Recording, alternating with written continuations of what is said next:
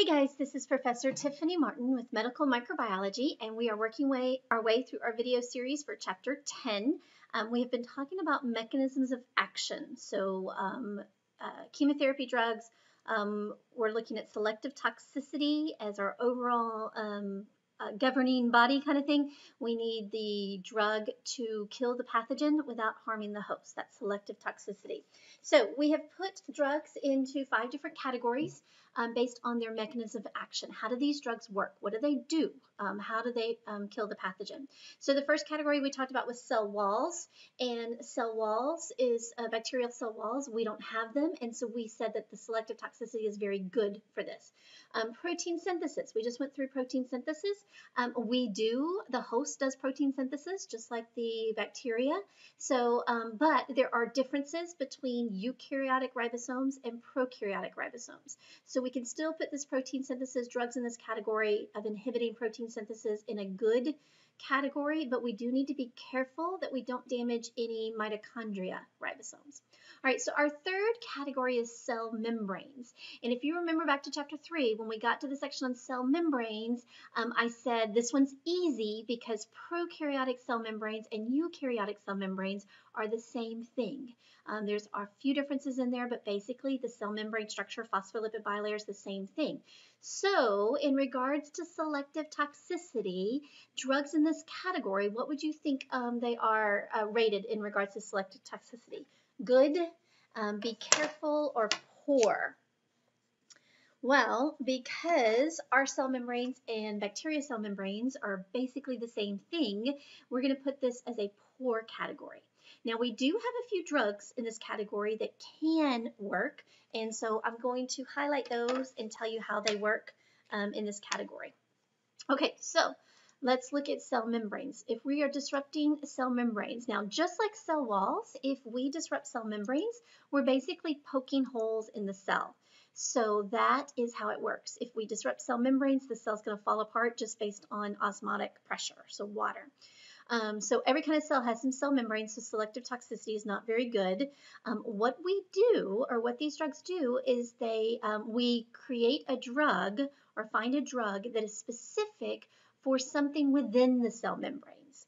So our cell membranes are the same thing as bacteria cell membranes, but we may have different proteins, different lipids, different structures, and if we can target those differences without harming the cell membrane, then we can achieve some selective toxicity. Okay, a lot of drugs in these category are not used systemically.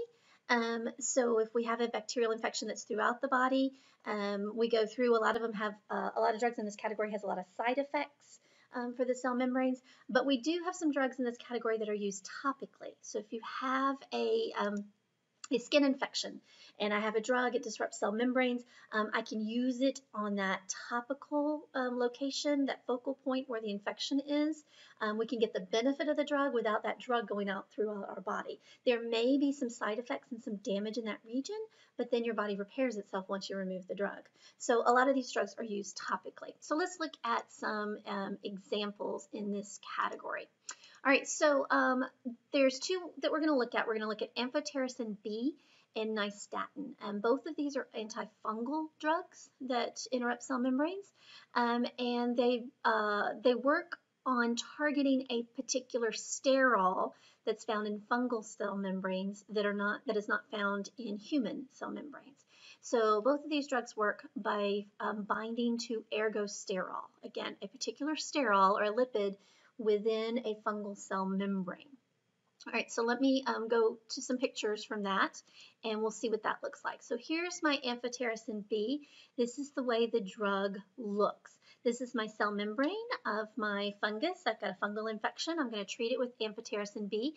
The amphotericin B comes in, and it binds to that lipid called ergosterol. So I see this ergosterol here. Amphotericin B is a large molecule. It actually has space to bind 2 molecules of these ergosterol. So what ends up happening is this ergosterol, which is moving throughout the cell membrane. You remember that fluid mosaic model, and these sterols move throughout this. When they come in contact with amphotericin B, they can come in contact with 2 of them. It ends up forming a pore from that. So amphotericin B binds to these ergosterols, ends up forming this opening within the cell membrane. If I get enough of these openings, these are holes in my cell membrane, and osmotic pressure will get rid of this. So this is the mechanism of action of this amphotericin B. It acts on these lipids, the particular ergosterols in the cell membrane. Okay, fungus have ergosterol. We do not have ergosterol, so that's what gives it its selective toxicity. However, we have a different type of sterol called cholesterol. Cholesterol is similar to ergosterol. Amphotericin B will bind to cholesterol, and we think of cholesterol as bad, so that's okay. We don't need it, it's bad, and that's not really true. Different levels of cholesterol is bad, but the cholesterol within our cell membrane helps keep it fluid, keeps it moving through, so it's got a good function for this cholesterol. So amphotericin B can bind cholesterol, and it can cause some damage, some holes in the cell membrane. The deal is it has a greater affinity for ergosterol than cholesterol. So it's more likely to bind the ergosterol. It doesn't bind the cholesterol as well, but it can. So there can be some damage. There can be some side effects. Again, these are usually used topical, so you get this topical cream. If you can tolerate the side effects long enough to get rid of the fungus, then you can allow the body, the host, to repair itself. Okay, so that is an example of a drug in this category and how it works. So going back to this amphotericin B, antifungal, humans are somewhat susceptible because of cholesterol. Now, we do have some new generations of drugs that instead of binding to ergosterol and are treated that way, they inhibit the synthesis of ergosterol. Can you think about why this would be better to prevent the synthesis of ergosterol? Okay, so if I'm preventing ergosterol from being made, but humans don't make it, well, then I'm okay. We do need to make sure it doesn't interfere with the synthesis of cholesterol, but this is a better category of these drugs. They have less side effects from that. Okay, so let me give you another example of a drug in this category, and this is something called polymyxins. Bacteria don't have sterols like this antifungus, the amphotericin B that attaches to these sterols. Bacteria don't have sterols. Are there any drugs that affect bacterial cell membranes without harming us? Well, there's one drug that we use called polymyxin, and it will disrupt bacterial cell membranes.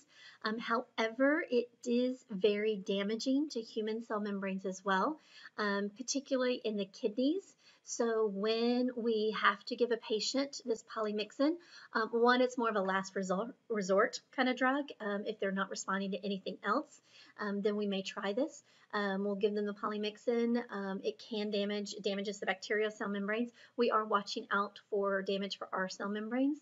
It's given systemically, so it moves through, and our kidneys are in charge of getting rid of it. It can damage the kidneys, can concentrate there, and so while patients are on there, they're done in the hospital so that they can monitor kidney function, and as soon as kidney function drops to a certain level, they'll remove that drug. So it is kind of a last resort. It can be used, so it is one of our weapons, but there are some side effects that we need to watch out for that one. All right, so that is polymyxin. There's another drug, ivermectin. This is anybody who works with animals and stuff. This is also one that can affect cell membranes of worms. So we can see this in our dogs. If you look at your dog's heartworm medication, if they have hookworms and roundworms, they may also be giving this one as well.